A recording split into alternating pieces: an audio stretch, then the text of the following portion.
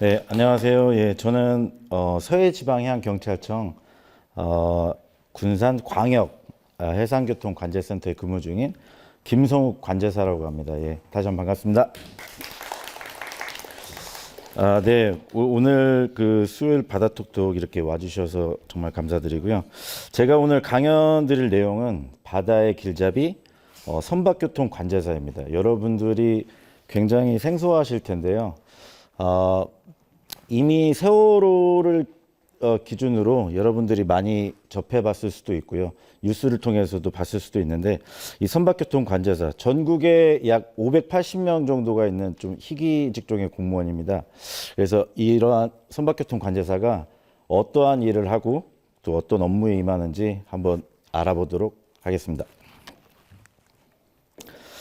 예, 먼저 순서로는 저희 관제센터를 소개를 해드리고, 그리고 이 소개에 좀 더 이해를 더하기 위해서 실제 관제사가 근무하는 영상이 들어있는 홍보 영상을 좀 시청을 하고요. 그리고 선박교통 관제사가 되기 위해서는 어떤 준비가 필요한지 한번 알아보도록 하겠습니다. 여러분들은 이 바다라고 생각하면 어떤 게 제일 먼저 떠오르나요, 혹시? 네, 말씀하세요. 물이요. 저희 아들은 조스가 생각난다고 하더라고요. 예, 이게 왜 생각나는 거야? 그랬더니 바다에 떠 있을 때 발이 물에 닿지 않으면 와서 물을 것 같아요. 그러니까 바다가 무서워하는 건 맞는 것 같습니다. 아버지와는 다르게 바다를 무서워하더라고요. 이 바다 하면은 그 친구처럼 이제 물이 있고, 그리고 수많은 해양 생물들이 있습니다. 이 바다 속에는 수많은 해양 생물들이 있고, 또 한 가지 더 한번 말씀해 보실 친구 있나요? 소금이요. 맞습니다. 되게 생각지도 못한 답이었는데요. 그 친구들도 제가 선물을 좀 드리겠습니다. 네, 감사합니다. 발표해 주셔서 감사합니다. 네, 그 바다 하면 소금도 있고, 이렇게 친구가 말씀하신 해산물도 이런 해양 생물 자원에서 얻을 수 있지만, 물놀이, 바다 하면 물놀이가 제일 생각이 많이 나죠. 여름 하면은 해수욕장. 여러분들이 가장 많이 생각하는 게 해수욕장일 텐데요. 이제 이 바다 속 내면과는 다르게 바다 위에는 이렇게 수많은 또 배들이 떠다닙니다. 이 배들의 제가 크기가, 선박들의 크기가 감이 안 잡히실까봐 제가 상대적인 걸 하나 이미지를 가지고 왔는데요. 여러분 축구장 혹시 가보신 적 있습니까? 네, 그러면은 100m 달리기 해보신 적 있죠? 아주 큰 배들은 300m가 넘어가는 배들이 있습니다. 예, 길이가 300m가 넘어가고 폭이 50m가 넘어가는 그런 배들이 아주 많이 바다 위를 떠다니고 있습니다. 이렇게 갈수록 선박들이 대형화가 되는 추세는 운임비가 싸기 때문이에요. 예, 항공으로 화물을 배송을 할 때는 운임비가 비싸요. 빠르지만 운임비가 비쌉니다. 근데 이렇게 선박을 통해서 화물을 나라 대 나라로 운임을 하게 되면 운임비가 싸져서 물건값이, 우리가 구매하는 물건값이 싸지게 됩니다. 그래서 선박들이 점점 대형화가 되는 추세이고요. 네. 바다 위에 떠다니는 선박들이 있다면 이제 이 선박들이 안전하게 어느 나라나 우리 대한민국의 삼면이 바다인 대한민국의 도시의 항에 들어갈 수 있는 이러한 항구가 있습니다. 지금 여기 광주 같은 경우에는 항구가 이제 없는데요. 여기서 제일 가까운 게 목포 항구가 있고 군산 항구가 있습니다. 광주는 내륙 쪽이기 때문에요. 그래서 이 항구도 이 배들이 들어갈 수 있게끔 만들어 놓은 시설입니다. 안전하게 접안을 하고 입항하고 출항을 할 수 있는 이런 시설입니다. 저희 VTS 관제센터도 이 항구에 인접한 곳에 위치를 하게 되어 있습니다. 그 이유를 제가 다음에서 좀 설명을 해드릴게요. 네, 지금 보이시는 사진이 저희 관제센터 실제 전경입니다. 지금 8층짜리 건물에 제일 높은 곳에 수많은 안테나가 이렇게 있고 막대기처럼 생긴 레이더가 있을 겁니다. 바로 이 레이더가 선박들을 탐지하는 장치예요. 레이더의 간단한 원리를 말씀드리면 전파를 보내서 그 전파가 돌아오는 신호를 가지고 선박들을 탐지하게 됩니다. 이 전파가 뭐 몇 초 안에 돌아왔냐, 몇 초 안에 돌아왔고 어떤 간격을 가지고 있냐, 이거에 따라서 그 물표를 표시하게 되고 그 물표가 표시된 거를 가지고 저희 쪽에서는 관제를 하고 있습니다. 그 다음에 레이더, 이 레이더 장치 하나 가지고만은 신뢰성이 떨어지기 때문에 AIS라는 또 장치가 있습니다. 이거는 선박 자동 식별 장치인데요. 여러분들도 폰에서 요즘에는 기술이 많이 좋아져서 비행기가 어디에 가고 있고 선박들이 어디에 가고 있는지를 내 폰에서 직접 검색을 할 수 있습니다. 선박들은 베슬 파인더라는 앱을 살펴보시면 되고 비행기 같은 거는 플라이트 파인더 이런 거를 찾아보시면 우리 가족이 탄 비행기가 어디쯤 오고 있나 이런 것들도 검색을 해볼 수가 있고요. 이거에 대한 기반은 GPS가 기반이 되는 겁니다. GPS가 기반이 돼서 어떠한 선박이 어디쯤 가고 있나를 위치를 표시해주는 장치를 얘기합니다. 그래서 레이더와 이 선박 자동 식별 장치 그리고 초단파 무선 통신기 VHF라고 합니다. 이거는 선박 대 선박 간에 통신을 할 수 있고 저희 관제센터와 선박들과도 통신을 할 수 있는 그 장치를 얘기합니다. 이런 기본적인 장치를 가지고 저희가 대한민국의 앞바다를 항해하는 배들을 이런 해양 환경에 대해서 안전성을 확보하기 위해서 저희 VTS가 존재하는 이유입니다. 그래서 저희 주요 업무로는 이러한 배들이 외국에서 외국적인 선박들이 들어오게 되면 소통은 영어로 합니다. 예, 조금 어렵지만 저희는 영어로 다 대화를 해야 돼서 계속해서 이 트레이닝을 하고 있습니다. 매 연마다 영어로 트레이닝을 해야 돼서 외국적 선박들한테 원활한 서비스를 제공을 해야 됩니다. 어떤 구역에 위험 요소가 있고 날씨는 어떻고 기상은 어떠니 어떤 쪽으로 안전하게 들어와라. 비행기로 따지면 관제탑 같은 역할을 똑같이 배에서도 하고 있다고 생각하시면 됩니다. 저희가 선박교통 관제 서비스를 함에도 예방 가능한 사고가 있고요. 예방이 좀 불가능한 그런 사고들이 있습니다. 예방이 가능한 사고를 보면 충돌이라고 써놨는데요. 선박이 선박 간에 충돌을 하는 사유도 있을 거고 선박이 다른 물체와 충돌하는 사유도 있을 거고요. 선박이 어떤 구조물하고 접촉을 하는 접촉 사고가 또 있을 거고 저수심 구역으로 선박들이 진입을 하게 돼서 좌초가 돼서 해양 오염이 발생되는 상황이 있을 거고요. 이러한 요인들은 사전에 어느 정도는 예방이 가능한 사고입니다.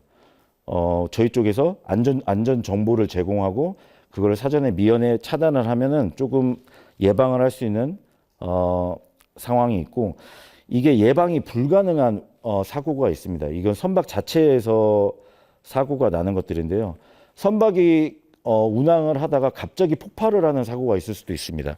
그 사유는 위험 화물 운반선 같은 데서 많이 발생을 하는데요. 우리 선박의 종류도 이따가 좀 말씀을 드릴 건데 선박의 종류에는 굉장히 많습니다. 컨테이너선이나 자동차를 싣고 다니는 배들도 많은데 위험 화물 운반을 하는 선박들도 있습니다. 그 위험 화물은 폭발물도 있을 거고요. 그래서 거기서 나오는 화재 같은 것도 많이 일어납니다.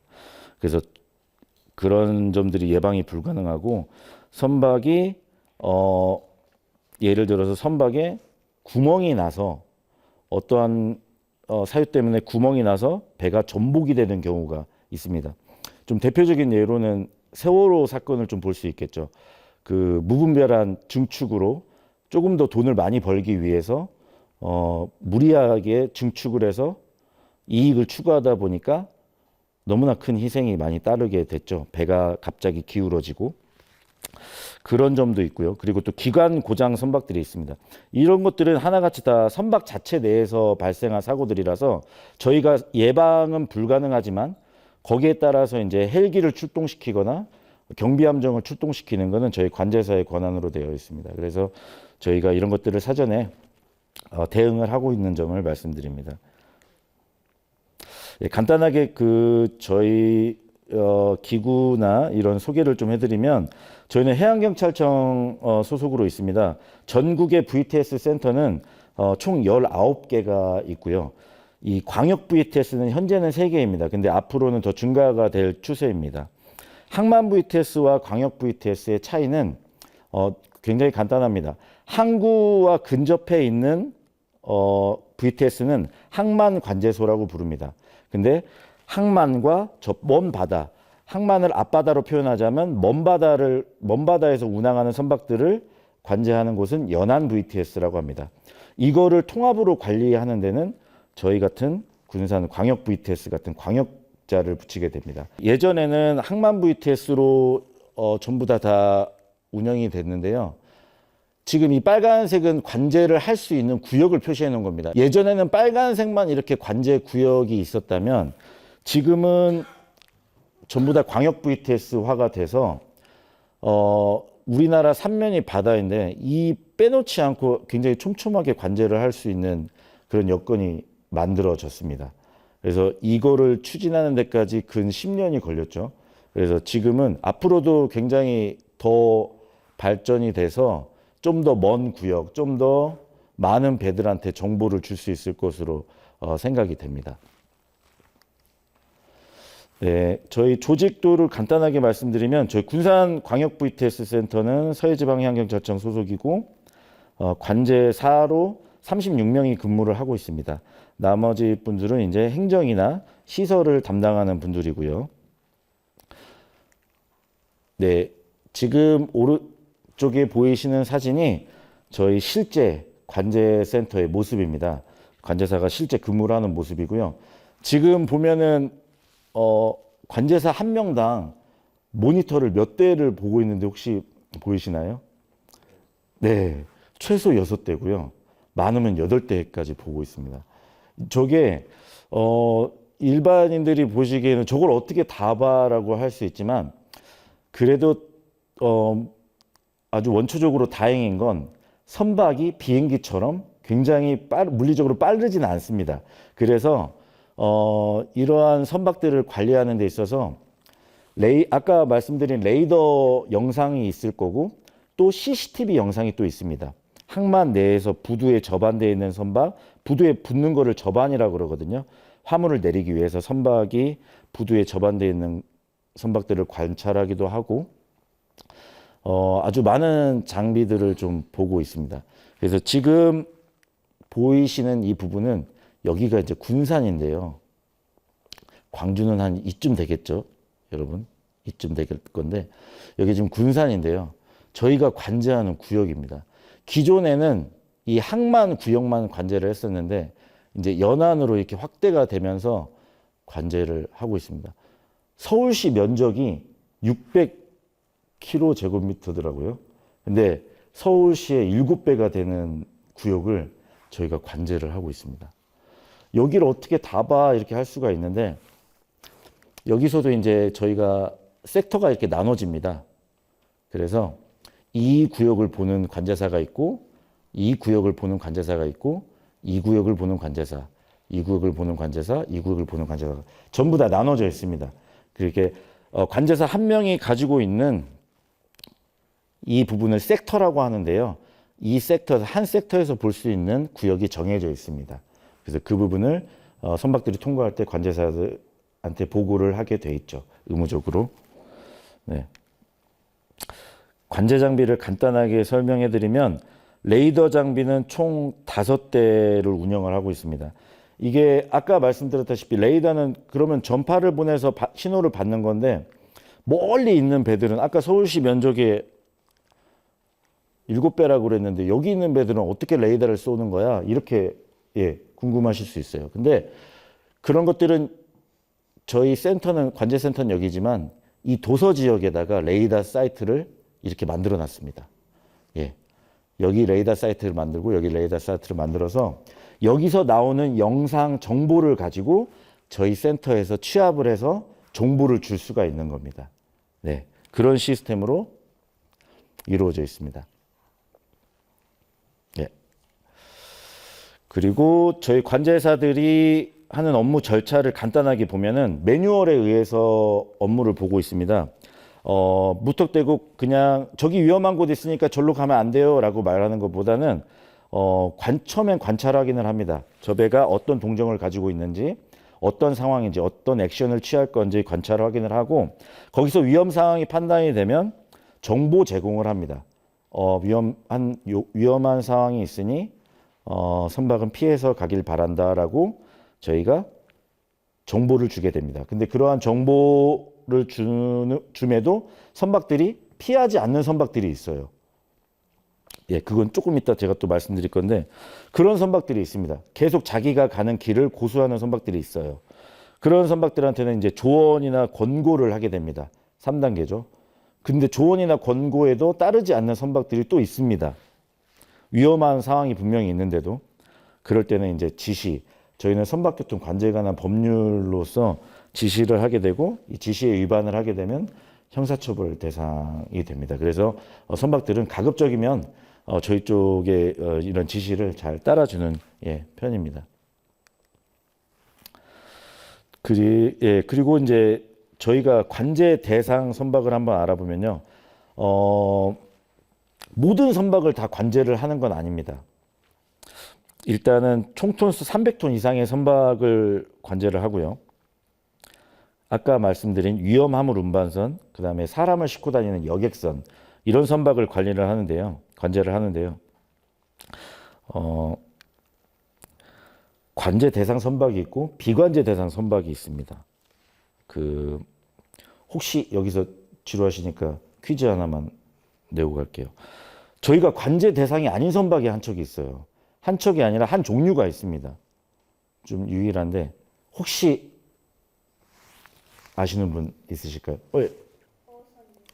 정답이에요. 예. 너무 놀랐어요, 지금. 여기 선물 하나 더 받으세요. 예. 정말 대단하신 것 같아요. 이렇게 처음부터 답이 나온 적은 한 번도 없었던 것 같은데, 예. 공부 잘하실 것 같아요. 예. 맞아요. 어선들입니다. 어선들은 목적에 맞지 않아요. 저도 해양경찰 소속이지만 어선들은 해양경찰의 다른 과에서 관리를 받습니다. 물고기를 잡는 목적을 갖고 있기 때문에 어디서 어떤 물고기를 잡으면 안 되고 여기서는 어떤 법을 어기면 안 되는지에 대해서 다른 법을 적용받고 있지 저희 관제센터의 법을 적용받고 있지는 않습니다. 그래서 저희가 어선이 많아지면서 저희 관제 대상 선박들이 좀 고충이 있는 그 어선들을 피해서 다녀야만 하는 이런 상황들이 있기 때문에 위험 요소로 좀 저희한테는 좀 작용이 되는 편입니다. 선박의 종류를 한번 알아볼게요. 간단하게 좀 설명드리겠습니다. 여러분 잘 아실 거예요. 나라 대 나라 우리가 해외여행을 갈 때도 이런 여객선을 타게 되고요. 도서대 우리가 섬으로 여행을 갈 때도 이런 여객선들을 타게 됩니다. 사람을 싣고 나르는 배고요. 그리고 이 컨테이너선입니다. 이런 컨테이너선은 많이 보셨을 거예요. 뉴스나 이런 데서 많이 보셨을 건데 이 상자 하나하나에 지금 여러분들이 입고 있는 옷이나 신발, 먹을 거 이런 것들이 다 담겨서 옵니다. 예. 우리가 엄마 아빠가 알리나 이런 데서 물건을 시키게 되면 요즘은 비행기로도 많이 온다고 하더라고요. 근데 이런 물건을 싣고 나오는 배가 전부 다 배송을 해주는 겁니다. 그래서 기간이 오래 걸리는 거예요. 예, 컨테이너선이 있고요. 유조선입니다. 유조선은 기름을 실려 나르는 배죠. 근데 지금 보이시는 배가 이 VLCC라는 거대 선박인데 이 배가 30만 톤을 원유를 운임을 합니다. 30만 톤이면 퀴즈 하나만 더 낼게요. 30만 톤이면 우리나라에서 며칠 사용할 원유일까요? 혹시 말씀해 보실래요? 일주일. 일주일. 정답은 하루입니다. 하루. 예, 우리나라 소비량이 정말 어마어마하죠. 우리나라는 석유가 나는 국가가 아니라서 전부 다 수입에 의존하고 있어요. 그래서 외국 같은 데를 나가보면 실제로 기름값이 많이 쌉니다. 원유국에서는 기름값이 정말 싸요. 근데 저희 나라는 기름값이 너무 비싸죠. 그 이유가 이런 배들이 한 척이 들어올 때 우리나라 하루 소비량과 맞먹기 때문에 그렇습니다. 그래서 수많은 배들이 지금도 우리나라의 부산이나 울산이나 이런 쪽을 왔다 갔다 하는 이유가 계속해서 기름을 비축을 해놔야 되고 쌓아놔야 되고 그래야 기름이 떨어지는 일이 발생하지 않기 때문이에요. 벌크선이라고 있는데요. 생소하실 거예요. 이런 선박은 곡물이나 옥수수, 밀, 수수 이런 철광석이나 이런 알갱이로 된 화물을 많이 실을 수 있게끔 개조된 선박이에요. 그리고 자동차 운반선은 이 안에 자동차들이 엄청나게 많이 들어갑니다. 아파트 한 10층 높이 정도 될 겁니다. 켜켜이 쌓여가지고 굉장히 많은 자동차들이 들어가게 됩니다. 그러면 좀 특수한 선박들도 이렇게 있는데요. 처음 보실 거예요, 여러분. 바다 위에서 기름을 캐는 시추선이에요. 이렇게 생긴 선박을 보실지는 모르겠어요. 한번 여객선을 타고 가다가 보실 수는 없으실 건데 이러한 배들도 있고 바다 위에서 기름을 캐는 이건 위그선이라고 하는데요. 이거 실제 사진을 찍은 겁니다. 이거는 군산에서 시험 운항을 했던 실제 위그선이에요. 지금 상용화가 되지 않아서 운항을 안 하지만 이렇게 바다 위를 떠가지고 운항하는 선박으로 분류가 돼요. 비행기로 분류가 되지 않고 그런데 자격 요건은 비행사 자격증과 선박을 조종하는 항해사 자격증을 둘 다 취득을 해야 됩니다. 예, 그래서 굉장히 까다로운 그런 선박인데 결국엔 지금도 좀 난항을 겪고 있는 것으로 알고 있습니다. 네, 그리고 저희 해양경찰 경비함정도 관제 대상 선박에 들어갑니다. 네, 같은 조직이라고 해서 이 배가 위험구역으로 가는데 정보를 주지 않는다라고 보다는 이것도 하나의 선박으로 저희는 분류를 하기 때문에 위험구역이 있을 때 정보를 주고 위험한 상황이 있을 때 저희가 관제 지시를 내리게 되죠. 옆에 있는 것들은 공사 선박인데요. 큰 배들이 항구로 들어오게 되면 수심이 일정치 않을 때가 많습니다. 바다 속에는 뻘이라는 게 존재하기 때문에 밀물과 썰물에 의해서 이 뻘들이 이동을 합니다. 그래서 어떤 구역은 저수심이 발생하고 낮은 수심이 되고 어떤 수심은 높은 수심이 돼서 수심이 일정치가 않게 되는 상황이 발생합니다. 그래서 그런 상황들을 방지하기 위해서 이런 공사 작업선들이 뻘을 계속 퍼내는 거예요. 항구에 있는 뻘을 계속 퍼내서 일정한 수심을 유지시켜주는 그런 배입니다. 네, 아까 정답을 말씀드렸지만 어선들은 비관제 대상 선박이에요. 근데 이 어선들의 종류도 정말 다양합니다. 무슨 정치망부터 시작해서 안강망, 그물을 끄는 쌍끌이 선박, 낚시 어선 너무나 개체가 많아져 가지고요. 예, 최근에 더 많아진 추세죠. 낚시가 아버지들의 좀 로망이 돼가지고 TV로도 많이 방영이 돼서 낚시 어선이 굉장히 많아졌습니다. 그래서 낚시 어선은 비관제 대상 선박이고 비관제 대상 선박이고 선박들한테 저희가 관제하는 관제 대상 선박들한테 고충이 될 수 있는 요건으로 자리 잡았습니다. 아까 해양사고에 대해서 말씀드렸는데요. 해양사고가 발생하는 원인이 있어요. 왜 그러면 이게 정보도 관제센터에서 정보를 주는데 왜 해양사고가 발생해?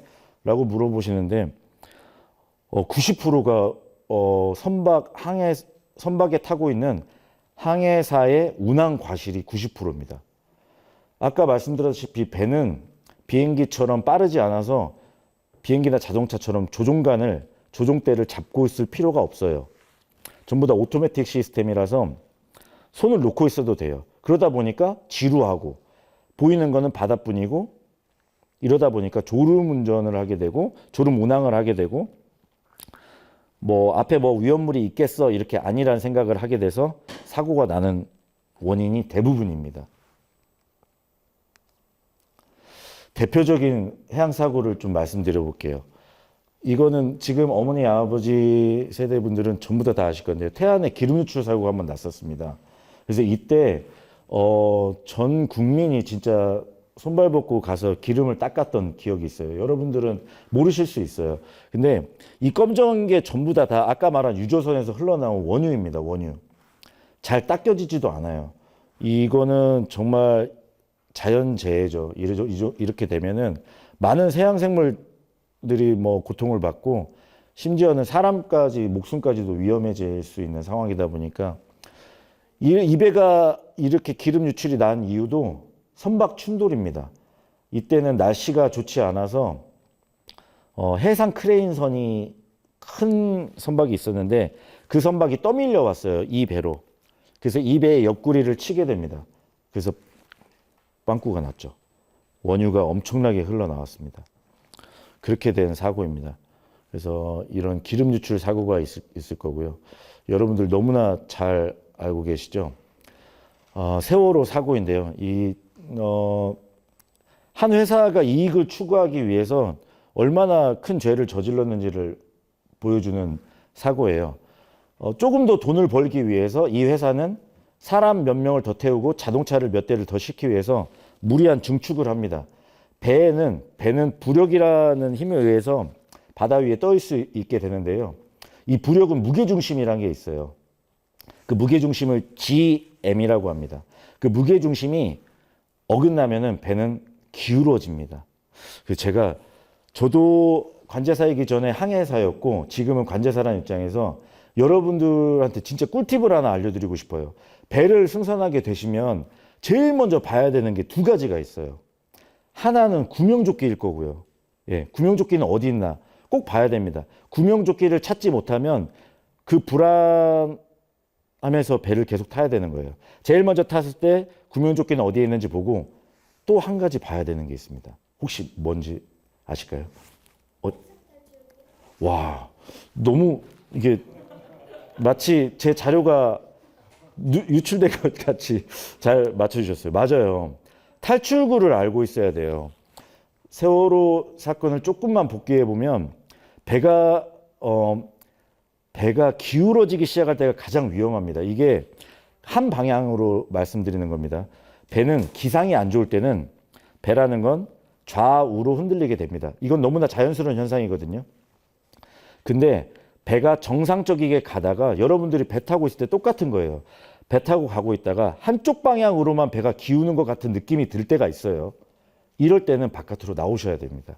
이건 전문가들이 전부 다 하나같이 하는 이야기예요. 그거는 GM, 아까 말씀드린 무게중심이 맞지 않다는 거예요. 그러니까 배가 언제든지 이런 식으로 전복이 될 수도 있는 상황입니다. 이거는 제가 어디 가서도 계속 말씀을 드리는데 방 안에만 있어 괜찮겠지 이런 아니라는 생각으로는 이렇게 엄청난 죄를 맞을 수가 있어요. 이때 이 학생들은 무슨 죄가 있겠어요. 어른들은 대기하라고 했을 뿐인데 정말 안타까운 사고였죠. 여러분들도 그 점 꼭 인지해 두시고 꼭 배를 타게 되면 구명조끼부터 살펴보시고 진짜 친구 대단하신데 그 비상탈출구 정말 대단합니다. 그 선물 하나 더 드릴게요. 그 다음은 지금 울산항에서 최근에 있었던 사고입니다. 이게 엄청난 폭발 사고로 주변을 지나가는 사람들을 다 놀랬던 사고인데요. 정말 다행스럽게 인명피해는 크게 없었어요. 근데 이 위험 화물을 싣고 있는 배가 폭발을 하는 바람에 주변이 진짜 다 마비가 됐죠. 그런데도 인명피해가 없었다는 건 조금 다행인데 이런 폭발 사고가 있을 수가 있습니다. 그래서 해양 사고에는 정말 다양한 해양 사고가 있을 수 있어요.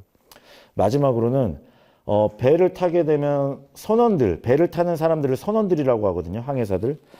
이 선원들이 응급 환자가 발생할 수가 있습니다. 복통 환자가 있을 수 있고 맹장이 걸릴 수 있고 감기, 심한 감기, 오열, 어디가 뼈가 부러질 수도 있고 피가 날 수도 있어요. 근데 배에서는 조치가 안 돼요. 이럴 경우에는 헬기를 보내서 응급 환자를 이송을 시키고 있습니다. 간단하게 홍보 영상 보시고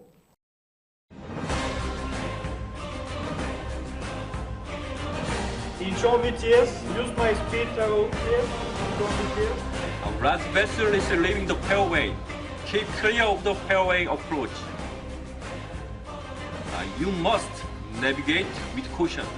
좀 어색하지만 실제 언제나 관리하는 모습입니다. 우리 곁에 바다 지킴이 VTS 베슬 트래픽 서비스.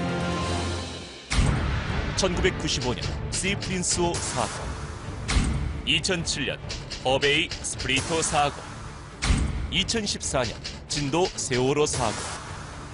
대형 해양 사고는 엄청난 인명, 재산, 환경 피해를 발생합니다. VTS는 선박의 안전 운항을 책임집니다. VTS 센터에서는 다양한 해양 사고를 미연에 방지하기 위해 24시간 관제구역에서 선박 통항 동정을 살피며 선박에게 안전한 바닷길을 안내하고 있습니다. 해상교통관제센터는 고성능 레이더와 선박 자동 식별 장치, 초단파 통신 장비 등 첨단 과학 장비를 이용해 선박의 운항 상황을 관찰하고 실시간으로 항행 중인 선박들에게 항행 안전 정보를 제공함으로써 선박의 안전 운항을 이끌고 있습니다. VTS는 1993년 포항항에 최초로 도입된 이후 1996년 여수와 울산, 1998년에는 마산과 부산, 인천, 평택, 대산항에 설치되었습니다. 이어 1999년에 동해와 제주, 목포, 군산, 그리고 2004년 완도, 2005년 부산 신항, 2006년 진도 연안, 2011년 경인항, 그리고 2012년 여수 연안, 2014년 통영 연안, 2018년 경인 연안, 태안 연안 등 전국 주요 15개 항만과 5개 연안 해역에 설치하여 운영 중이며 연안 해역에 6개 VTS를 추가 구축하여 대한민국에 입출항하는 선박의 통항 관리와 해양 사고 방지를 위한 예방 업무를 수행하고 있습니다. 특히 관찰 확인부터 정보 제공, 조언과 권고, 지시까지 철저한 관제 절차를 준수하여 시행합니다. VTS는 선박의 안전은 물론 입출항 선박 우선순위를 정하고 도선, 예선, 업무 등 항만 운영을 지원하고 있습니다.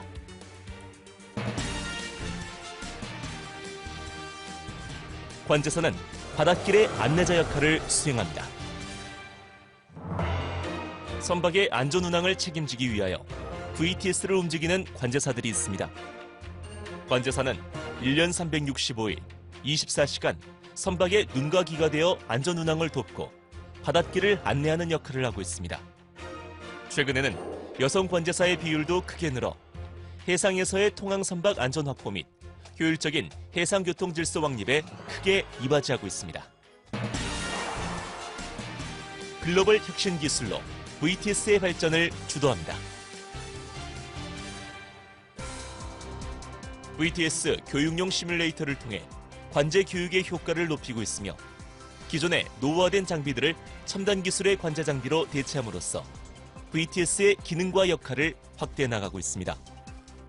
이와 함께 국제항로표지협회 VTS 기술위원회 회의 및 심포지엄 등에 매년 참여하여 VTS의 발전을 이끄는 선도자 역할을 함으로써 세계 무대에서 그 역할을 넓히고 있습니다. VTS가 없다면 저수심 위험구역의 진입을 예방할 수 있는 방책이 없고 또 그러한 선박들이 좌초가 된다든지 We can say that the VTS is like a traffic service in the airports. It's just regulating all traffic of the vessels. So I think that's it. 앞으로도 해상교통관제센터는 철저한 관제 업무 수행을 통하여 선박 운항 안전 확보 및 효율성을 증진하고 해양환경 보호를 위하여 최선을 다하겠습니다. 선박의 통항 안전 확보를 통해 해상교통 질서를 확립하고 해양 환경을 보호하는 VTS. 언제나 안전한 바다를 위하여 힘찬 태동을 하는 해양경찰청의 도약에 VTS는 든든한 지원군이 되고 있습니다. 대한민국이 세계로 뻗어나가는 그 길에 바다를 지휘하는 명장 VTS가 있습니다.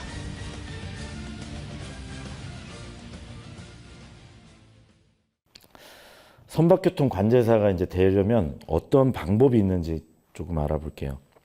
자격은 항해사 자격증을 취득을 해야 됩니다. 근데 이 항해사 자격증을 취득을 하고 배를 타야 되는데요. 이 배를 타기 위해서 승선 경력이 필요하기 때문입니다. 배를 타려면 배에 관한 자격증을 딸 수 있는 학교를 나와야 됩니다. 그래서 해양 관련 학교가 굉장히 유리하다고 볼 수가 있습니다.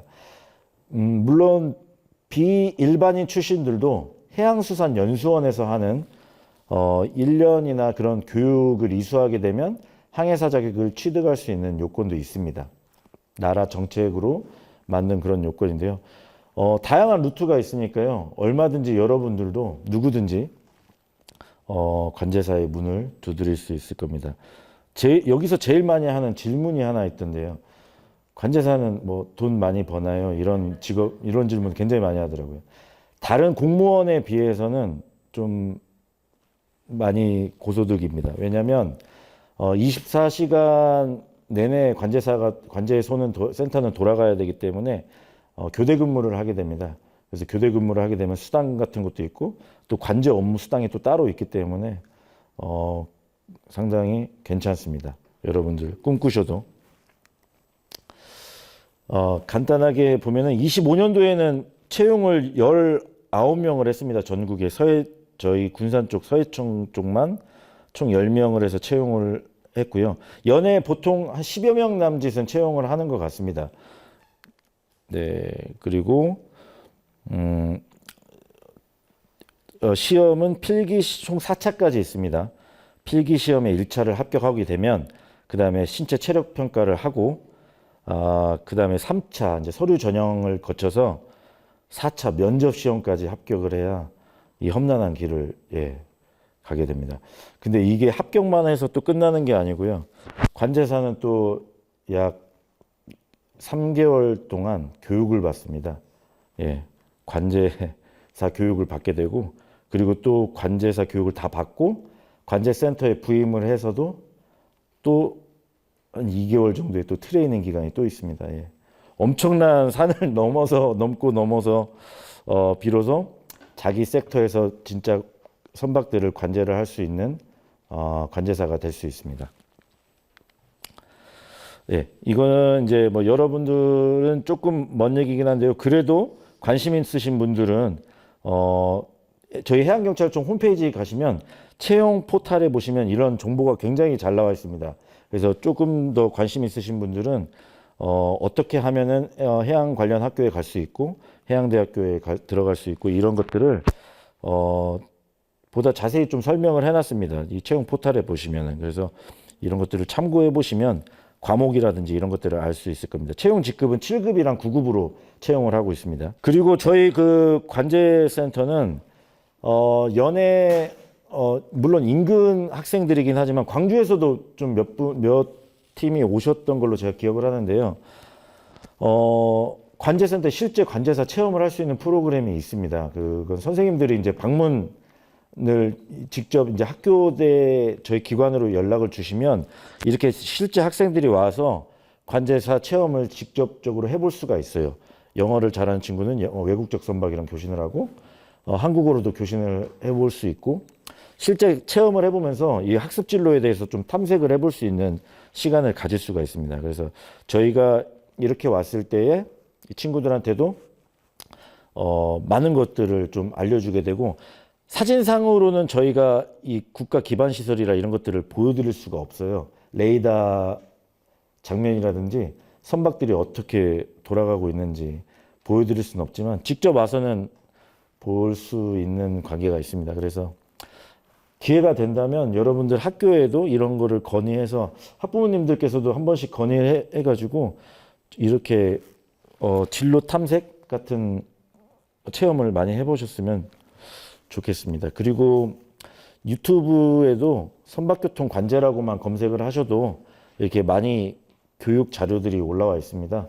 그래서 생소하지만 이러한 직업군들, 희소성을 가진 직업군들도 있다는 것을 아이들한테 잘 알려주시면 아이들이 나중에 진로 탐색할 때도 굉장히 도움이 많이 될 것 같습니다. 네, 지금까지 선박교통 관제사에 대해서 좀 알아봤는데요. 많이 생소하시고 어려운 단어들도 많고 그랬을 텐데, 여러분들 잘 들어주시고, 너무 이렇게 참여도 잘해주셔가지고 오늘 선물 다 드리고 갈 수 있어서 감사했습니다. 네, 강연 들어주셔서 감사합니다. 고맙습니다. 충정도 초등학교 4학년 김진혁입니다. 선박교통관제사를 하면서 제일 힘들었던 일은 무엇인가요? 예, 너무 감사한 질문을 해주셔가지고 꼭 말씀드리고 싶었어요. 관제사를 하면서 제일 힘든 점이 지금도 힘들고 있습니다.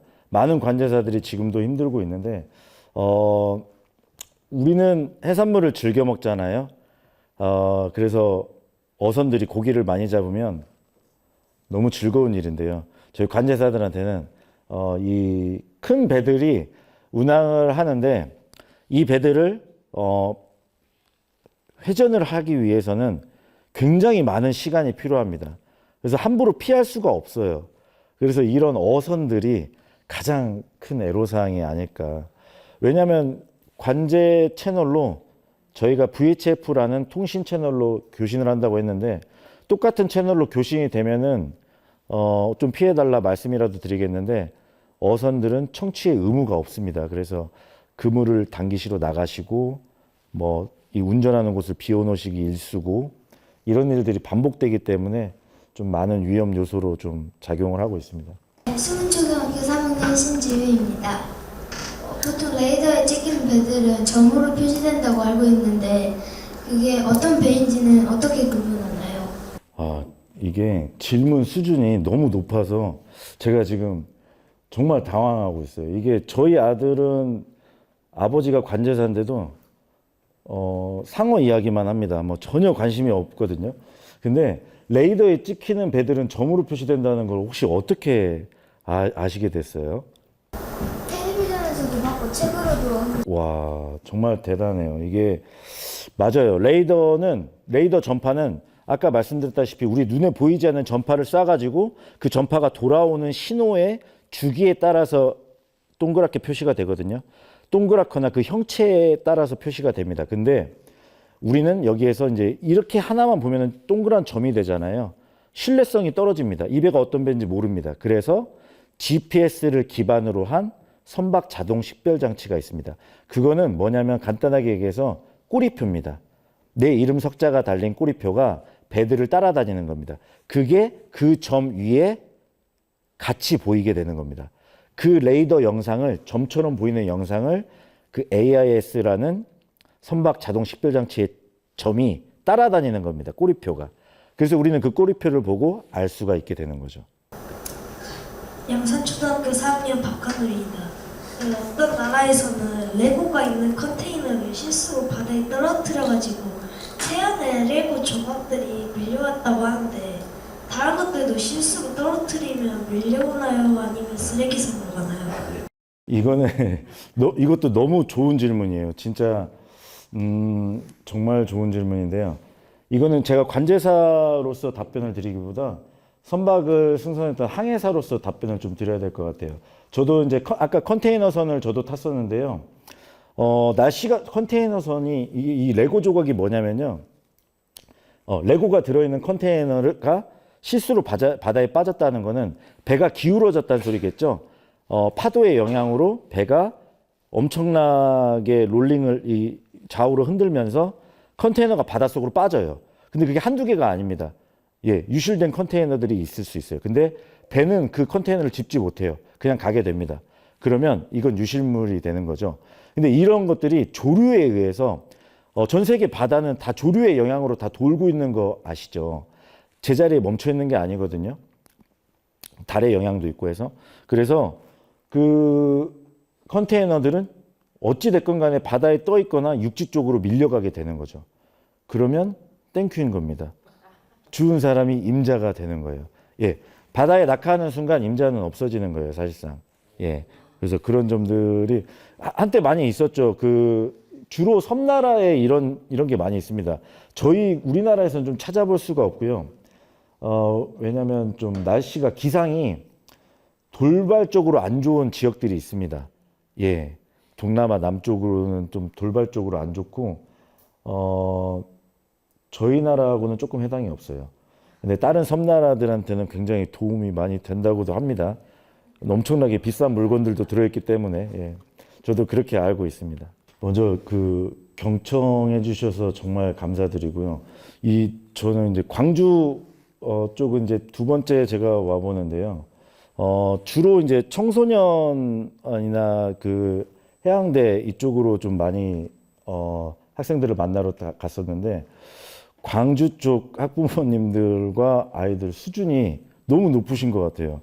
질문에 정말 날카로움이 너무 이렇게 제 속마음을 꼭 알고 있는 것처럼 질문을 해주셔서 그 좀 감명받았습니다. 그래서 질문 하나하나가 정말 너무 멋있었어요. 그래서 이거 질문 고르는 것도 좀 힘들었었고 경청해 주셔서 정말 감사하고 좀 유익한 시간이었으면 좋겠습니다. 감사합니다.